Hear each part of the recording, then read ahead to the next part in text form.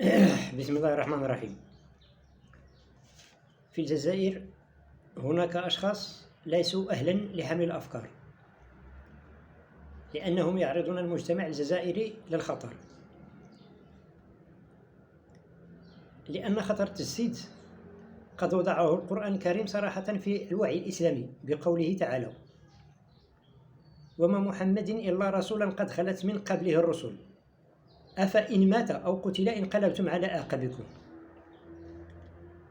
هذا التحذير ليس موجها هنا لتفادي الخطأ أو انحراف مستحيل من الرسول صلى الله عليه وسلم، ولكن من أجل الإشارة إلى خطر تجسيد الأفكار بحد ذاته.